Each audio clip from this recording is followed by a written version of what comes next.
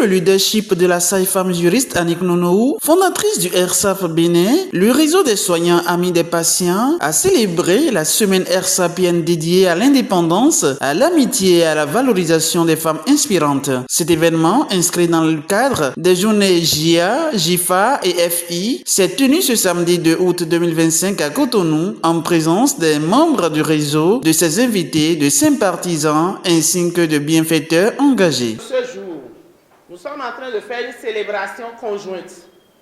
Vous n'êtes pas sans savoir que le 30 juillet, c'est la journée internationale de l'amitié. Et quand on parle de 31 juillet, il s'agit de la journée internationale de la femme africaine. Et étant béninois et béninoises, nous savons très bien que le 1er août, c'est la fête de l'indépendance. Alors nous nous sommes dit, durant la journée du 1er août, les gens seront suffisamment occupés avec le défilé et les réceptions. Alors là, nous avons choisi le samedi qui vient immédiatement après ce 1er août, qui est le 2, ce jour. Et nous avons voulu faire une célébration conjointe de la JIA, de la JIFA et de la FI. Sous-entendu, fête de l'indépendance. Parce que FI, nous ne sommes pas habitués à ce vocabulaire. Je voudrais alors vous dire merci pour votre présence.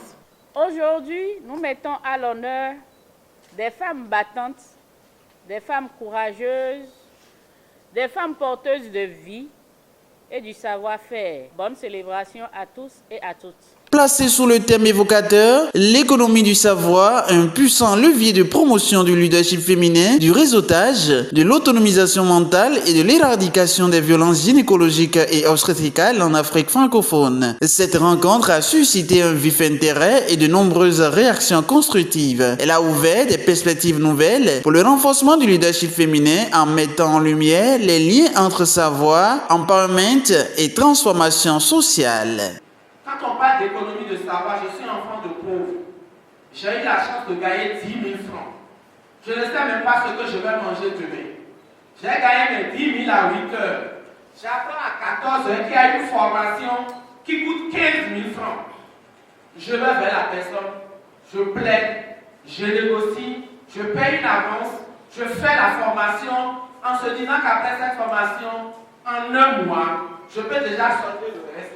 Et je vais utiliser cette connaissance que je me vends. Assurer mes besoins, aider d'autres, faire de la résilience collective, émerger ensemble.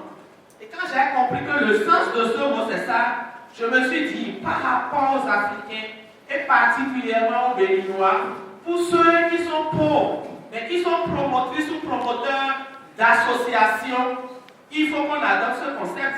Le dialogue intergénérationnel autour du leadership féminin, de la masculinité positive et de la lutte contre les violences gynécologiques et obstétricales a ouvert un espace riche d'échanges et de réflexion. Les participantes et participants ont activement pris part aux activités organisées, donnant lieu à des engagements concrets et à des recommandations porteuses pour renforcer l'impact collectif. La séance d'information, j'ai beaucoup aimé. Sincèrement, je tiens à encourager RSAP à continuer sur cet élan. C'est vraiment bien. Si on peut sensibiliser tous les hommes, les femmes aussi, à savoir comment se comporter, ça va beaucoup nous aider pour l'éducation des enfants. Parce que nous avons que les enfants soient... C'est très important. L'enfant peut aller à l'école, l'enfant peut être riche, mais il ne révèle pas des valeurs que nous avons pour bâtir notre pays. Donc, on doit faire tout possible pour éduquer les enfants, le bâtiment des hommes, à être au moins masculin positif. L'activité que la dame est en train de faire, on doit beaucoup l'accompagner. On doit faire tout possible pour faire inculquer ça dans la tête de tous les enfants, pas seulement du Bénin, un peu partout dans le monde. Vous savez, on parle de la santé. La santé dont on parle, elle n'est pas seulement physique, elle est aussi mentale. Et lorsque vous inculquez le mental dans la tête des enfants depuis la base, ils deviendront un produit vraiment positif. Parce que tout ce qu'elle est en train de faire, c'est du positif. Amener les gens à savoir comment se comporter dans le foyer, dans la communauté, un peu partout. Donc c'est très important de l'accompagner pour que les gens maintenant soient mieux éduqués. Et comme je l'ai dit tout à l'heure, tantôt, il faut qu'on amène le gouvernement à nous accompagner. Parce qu'au Bénin, il y avait un programme qui permet aux enfants d'être éduqués déjà à la base lorsqu'ils commencent déjà à 2 ans, 3 ans.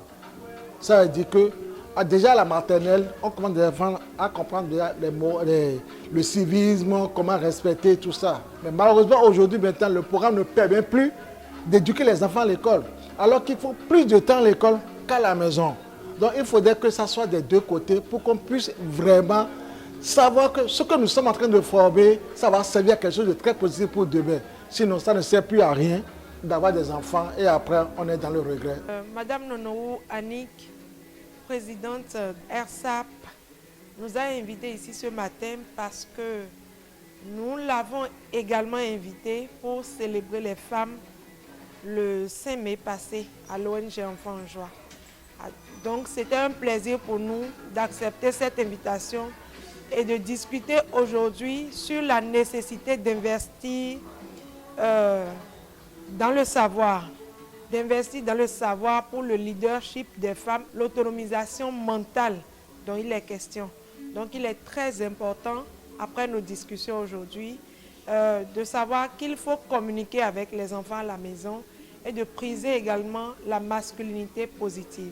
La masculinité positive, c'est un concept de comportement qui vise ou qui s'oppose des stéréotypes nocifs comme l'agression, la violence, l'invulnérabilité des hommes en grande partie.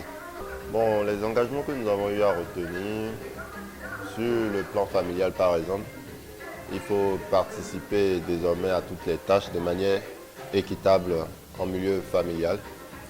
Et de façon générale, ce qu'on a dit, c'est qu'il faut permettre aux hommes de pouvoir exprimer. Il faut permettre aux hommes de pouvoir exprimer leurs sentiments, leurs ressentis. Et il faut faire preuve d'écoute vis-à-vis de la société. Et à part ça également, on peut retenir comme engagement, c'est de désormais de promouvoir la non-violence des hommes, d'éliminer les comportements anciens pour promouvoir les nouveaux comportements, comme par exemple, quand nous sommes dans un milieu, il ne faut pas que quand l'homme a un problème, qu'il ait une difficulté de s'exprimer lorsqu'il est par exemple en face d'une femme, que ce soit qu'il ait la facilité de pouvoir s'exprimer, qu'il soit à côté d'une femme ou à côté d'un homme. Si on commence tôt à parler de la sexualité avec les enfants, on n'aura pas, par exemple, des grossesses non désirées, ou soit la sexualité négative. C'est ce que je peux dire ça. Ça permet en fait, de former les enfants sur la sexualité, de savoir comment s'y prendre au moment venu pour ne pas vivre ça, pour ne pas mal vivre sa jeunesse, je dirais. La cérémonie a également été marquée par une série de distinctions honorifiques et de gestes de reconnaissance envers les membres du réseau et les bienfaiteurs ayant contribué au rayonnement du RSAP. Dans une ambiance chaleureuse et fraternelle, la coupure symbolique du gâteau et les moments de convivialité ont ajouté une touche festive à cet événement d'une grande portée humaine.